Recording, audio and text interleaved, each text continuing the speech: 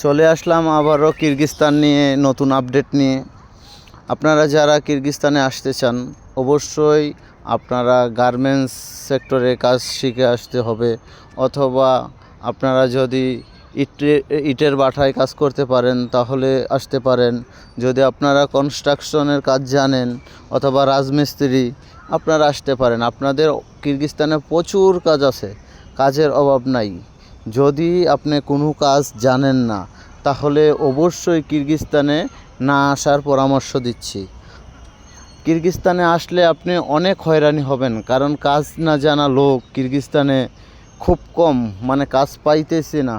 বাড়ি থেকে আপনি টাকা এনে কতদিন চলবেন ভাই? কিরগিজস্তানে অনেক কাজ আছে, কিন্তু তারা স্কিল ওয়ার্কার ছাড়া কোনো কাজেই নিতে চাচ্ছে না। আরেকটা কথা, বাংলাদেশি অনেক এজেন্সি, অনেক দালাল বাইরে আছেন।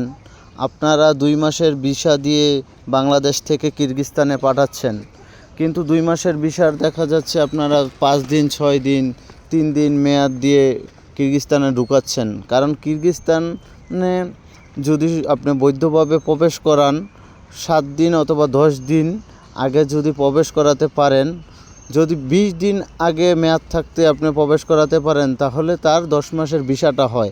আপনারা তো প্রতিটা লোক অবৈধ বানিয়ে দিচ্ছেন ভাই, কারণ আপনারা হয়তো জানেন না একটা লোক গরু, ছাগল, মোষ, ভেড়া, রিস্কা বিক্রি করে তারপরে আসতেছে। কারণ কিরগিজস্তানে গরিব ফ্যামিলির লোকজনই বেশি আসতেছে, আর যারাই আসতেছে তারা তো অনেক ভুক্তভোগী, তারা কোনো কাজ পাচ্ছে না, কিচ্ছু পাচ্ছে না আপনাদের এই যন্ত্রণায়।